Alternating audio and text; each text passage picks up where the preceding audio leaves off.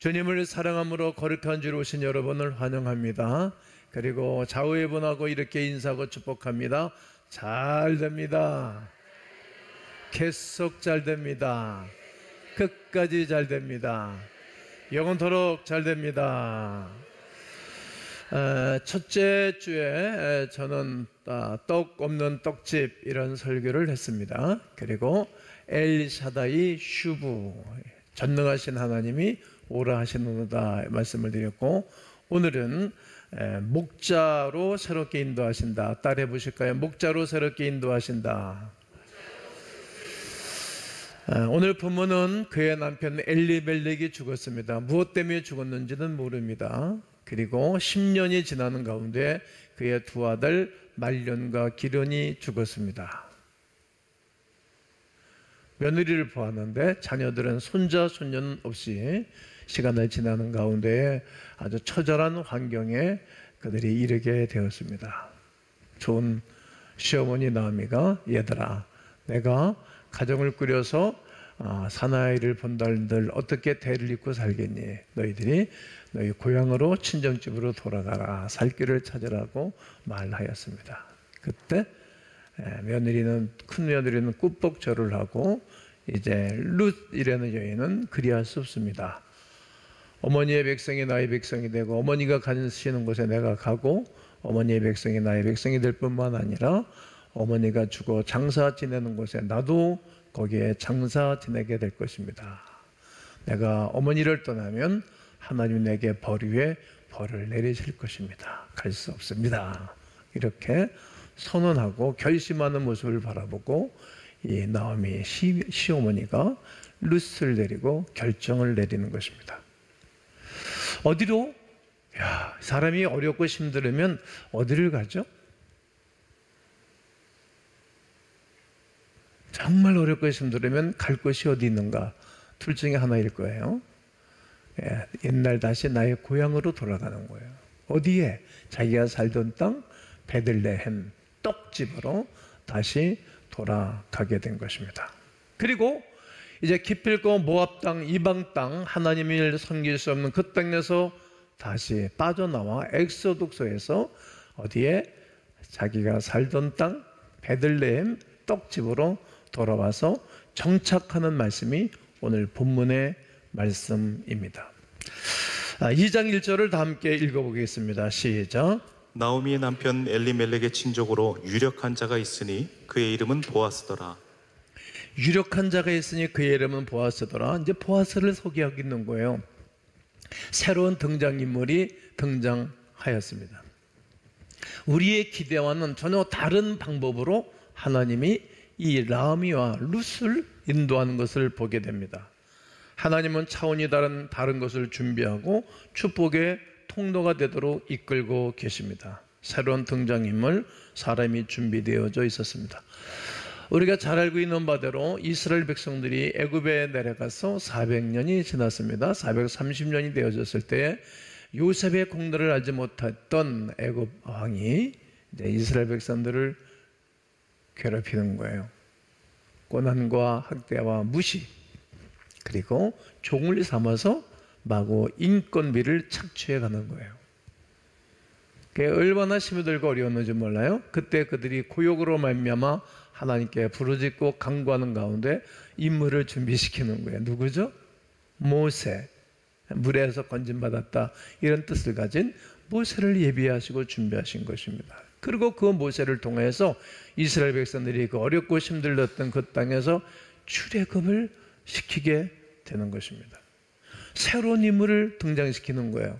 우리가 지금 당장 어려운 이것을 해결해주고 저것을 해결해주고 이것을 있게 해주시고 이렇게 우리는 생각하지만 그렇게 인도하시는 분이 아니시고 사람을, 새로운 등장인물을 준비해 놓으신 것을 알 수 있게 되어집니다. 2장 1절을 다시 한번 읽겠습니다. 시작. 나오미의 남편 엘리멜렉의 친족으로 유력한 됐습니다. 자가 있으니. 친족으로 무슨 자가 있었으니? 유력한 유력한 자라는 말은 세력과 재물과 그리고 아비멜렉에서 제일 가까운 사람, 남자가 바로 보아스라는 사람입니다. 이 사람은 말씀에 순종하는 사람이고 훈련된 사람입니다. 그리고 이 사람을 이렇게 두 여인, 홀로 된 두 여인을 감당해주고도 돌봐주고도 남을 만한 능력 있는 사람을 준비해 놓은 거예요. 그리고 우리 인생길에 좋은 사람을 만나면 내 인생길이 피는 거예요. 이 문제를 해결해 주고 이 문제 가운데 넉넉히 해결해 줄 수 있는 사람을 등장시켜 주시는 거예요. 준비시켜 줬다는 말이죠. 그냥 이들은 망해서 집안이 완전히 송두리째 망해서 소망이 없을 가운데 베들레헴으로 돌아온 것뿐입니다. 베들레헴으로 돌아온 것뿐인데 뭐가 있겠습니까? 식량도 없을 것이고 살 집도 없을 것이고 그가 할 수 있는 것은 아무것도 없을 것이라고 생각합니다.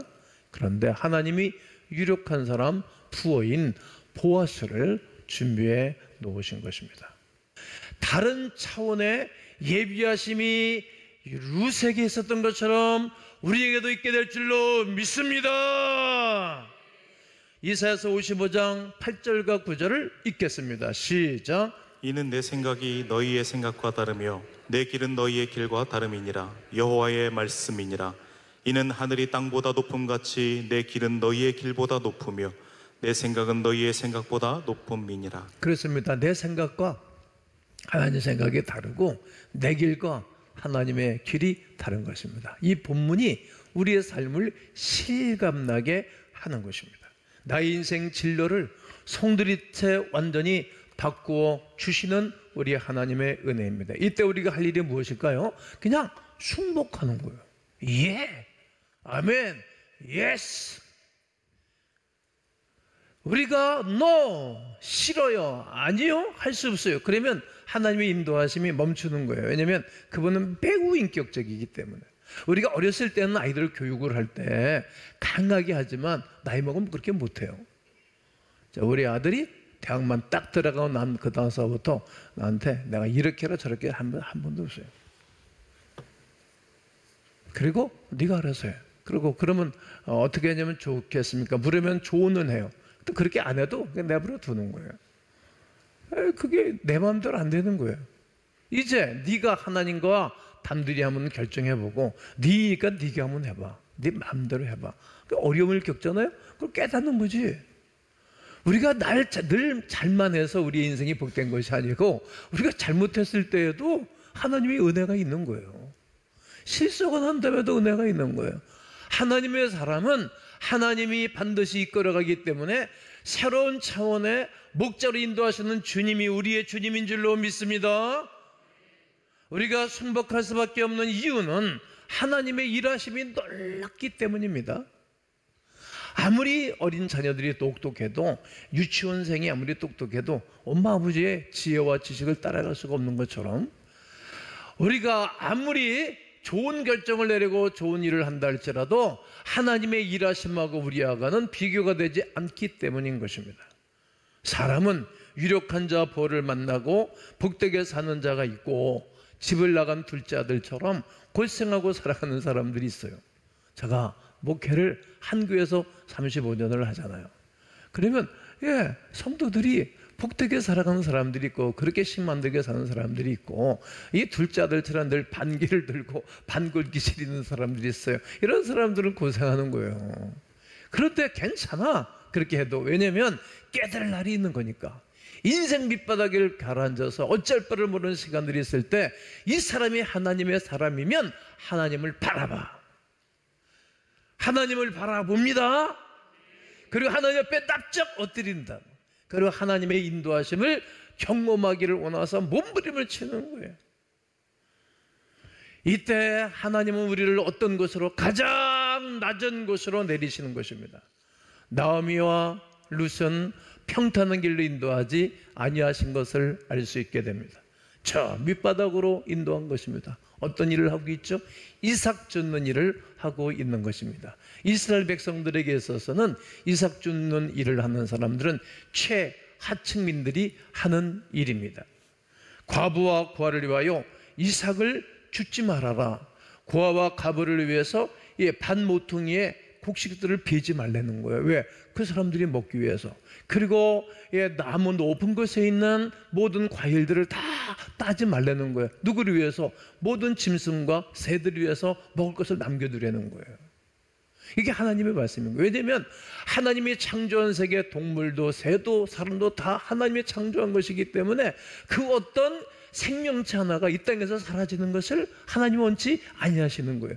하나님은 우리를 사랑하시지만 아멘 해봐요. 새도 사랑하시고 동물도 사랑하시고 가난한 자도 사랑하시고 먹을 것 없는 사람도 사랑하시고 그들에게 먹을 것을 주라고 말씀하시는 것입니다.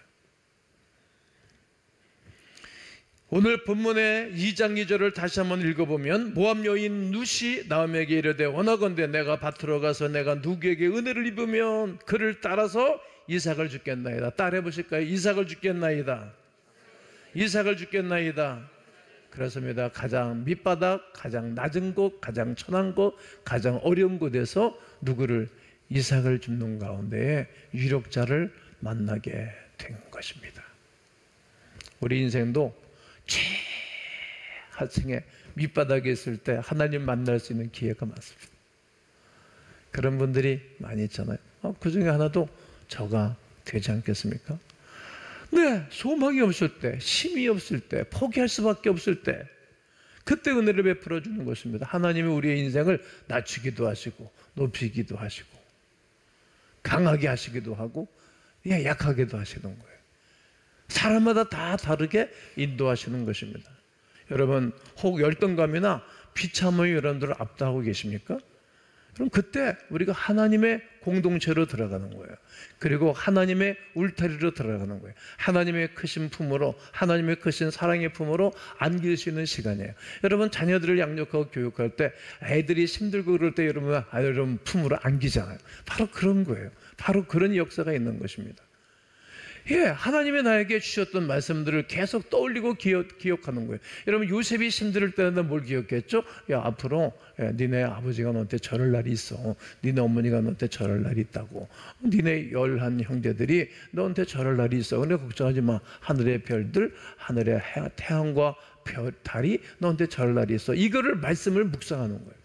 그럼 나는 어떻게 버텼나? 어떻게 내가 한 치의 양보도 없이 변함없이 오늘까지 달려왔나? 하나님이 말씀하셨거든요. 근데 금식하고 절하는 가운데 목회는 네가 하는 거 아니야? 내가 하는 거야. 내가 한다라고. 이 말씀을 딱 붙잡은 것입니다. 그래야 하나님 하실 거다. 그리고 하나님이 내가 그 수없는 양떼들이 초지에 있는 것을 나한테 보여줘. 이게 뭡니까? 앞으로 너에게 맡길 양들이라고. 그리고 그 야생마들이 떼져 다니는데 내가 로프를 던져가지고 목에 올가미를 쓰고 내가 잡는 거야. 질질 끌려다니는 거예요. 그리고 한 마리를 잡아가지고 목을 끌어당겨가지고 훈련을 시키는 거예요. 그게 준마가 되는 거예요. 그게 뭡니까? 그게 아가서 1장에 앞으로 너를 준마같이 서게 할 거다. 네가 준마들을 길러낸다는 거예요. 이런 말씀들을 제가 계속 붙잡은 거예요. 그런데 세월 지나가 보니까 그 약속이 이루어져 가는 거예요. 여러분 하나님이 우리를 인생 최하위 바닥에 눕힐 때가 있어요. 가라앉을 때가 있어요. 그때 하나님과 단둘이 있는 시간이에요. 그때 좋았어요. 왜냐하면 하나님과 있는 시간이 많았기 때문에. 철예배 시간에 간증을 지수자매가 했는데 쭉 간증을 하는데 얘가 처음부터 잘하더라고. 준비를 해가 정회된 간증을 하니까 그러면서 제자 훈련하는 시간에 목사님과 친할 수 있는 시간이었다고. 그래서 내가 마치고 나서 그랬어요. 너 나하고 안 친하니? 나 친하다고 생각하는데 그런데 가까이 있어서 좋았다고. 바로 뭐인 것인가 하면 하나님과 가까이 할 수 있는 시간인 거예요. 이때가 행복한 시간인 거예요. 내 인생이 아니라 내 인생이란다. 그리고 낮은 곳에서 최선을 다하면 좋겠다. 주님 말씀하시는 거예요. 오늘 2장 3절을 한번 읽어보겠습니다. 시작. 룻이 가서 베는 자를 따라 밭에서 이삭을 줍는데 우연히 엘리멜렉의 친족 보아스에게 속한 밭에 이르렀더라. 네, 우연히 엘리멜렉의 친족 보아스에게 속한 밭에 이르렀더라. 여러분, 우연이라는 말이 어디 있겠어요? 우연이라는 말을 본문에 쓰고 있지만 우연이가 아니라 하나님의 인도하심입니다. 그곳에도 베들레헴에도 많은 사람의 땅이 있었을 거 아닙니까? 그런데 그 땅 주인이 보아스인데 누구랑? 자기 시아버지, 보지도 못했던 시아버지와 제일 가까운 친족 중에 남자인 거예요. 그 밭에 이르러서 이삭을 죽기를 시작한 것입니다. 여러분, 우리가 이 땅을 오늘까지 살아왔는데 만난 사람들이 있어요. 내가 알지도 못하게 이 땅에 태어났는데 제일 먼저 만난 분이 우리 어머니인 거예요. 우리 어머니가 만난 것이 우연입니까? 필연이지. 우리 아버지를 만났어. 그게 필연이지. 이 세상에 우리 어머니, 아버지 같은 사람이 누가 있겠어요? 이렇게 하나님은 우리의 만남 가운데 하나님의 거룩한 역사를 감당하게 하실 것입니다. 2장 7절에 보면 그의 말이 나로 배는 자를 따라 단사에서 이삭을 죽게 하소서 하였고 아침부터 와서는 잠시 집에서 쉰 후에 지금까지 계속하는 중이니이다. 룻의 댐댐에는 어떤 것입니까? 가장 낮은 곳에서 최선을 다하는 거예요. 한번 따라해 보셔요. 가장 낮은 곳에서 최선을 다하자. 말씀 전해주는 일, 축복해주는 일도 하나님이 기뻐하는 사역입니다. 하나님은 똑똑한 사람만을 기뻐하시는 분은 아닐 것입니다. 최선을 다하는 사람을 가장 기뻐하시는 줄로 믿습니다. 하나님은 지식이 많고 많은 것을 가진 사람도 필요하고 기뻐하실 것입니다. 그러나 사랑하고 함께 해주는 사람을 더 기뻐하고 즐거워하십니다. 공부 왜 하고 왜 공부하는 것입니까? 공부해서 남주기 위해서 해야 되는 것 아닙니까? 공부해서 자기만을 위해서 하니까 막 사는 거예요. 요즘 그런 양상들이 한국 사회에 막 두드러지게 나타나고 있어요. 아픔이라고 생각합니다. 직장생활 왜 하는 것입니까? 선계비 벌려고 직장생활을 하는 거예요. 하나님의 나라 확장을 위해서. 그러면 하나님이 더 날마다 좋게 해주시고 잘되게 해주실 줄로 믿습니다. 사업 왜 합니까? 돈 버는 이유가 뭡니까? 그러니까 돈 버는 기계, 요즘은 로봇이 앞으로 일들을 다 대체할 것입니다. 한국에서 만드는 손 로봇이 전 세계 최고로 제일 잘 만들었다는 거예요. 돈 버는 기계로 우리가 인생을 살아야 되고 돈 버는 기계로 사업을 해야 되는 것입니까? 그러면 너무나 수준이 떨어집니다. 하나님의 나라를 위해서 돈을 벌어야 되는 것입니다. 최선을 다하는 것입니다. 여러분, 여기 와서 앉아 계신 것이 큰 은혜인 줄로 믿습니다. 이 땅에서 유력한 자, 부활을 만나는 것도 우리에게 큰 축복일 것입니다. 또 그렇게 기도하셔야 됩니다. 그러나 더 큰 기도와 더 적극적인 기도는 주여, 내가 부호가 되게 도와주옵소서. 그래서 다른 사람들의 최하층으로 살아가는 그들의 눈물을 닦아주고 축복해주는 사람 되게 하여 주시옵소서. 더 큰 기도 제목이 우리에게 필요하다면 우리에게 내 인생의 부여, 내 인생의 전반적인 것을 책임져 주시는 부여이시며 구원자이신 그리스도 예수를 만나셔야 됩니다. 자기 땅에 오며 자기 백성들이 영접하지 아니하였으나 영접하는 자 곧 그 이름을 믿는 자들에게는 하나님의 자녀가 되는 권세를 주시는 그 주님 만나셔야 됩니다. 그 주님 만나면 인생의 수고의 짐과 무거운 죄악의 짐이 벗어지는 것입니다. 내가 복음을 부끄러워하지 아니하는 이유는 복음에는 구원을 주시는 하나님의 능력이 있기 때문에 그 예수의 복음을 증거하는 일에 내가 부끄럽지 않다고 사도 바울은 고백하고 외치는 것입니다. 거룩한 줄로 오신 여러분, 나는 여러분과 제가 부어이신 그리스도 예수를 만나고 또 부어가 되어져서 눈물을 닦아줄 수 있는 사랑의 거룩한 백성들이 되시기를 주 예수 그리스도의 이름으로 축원합니다.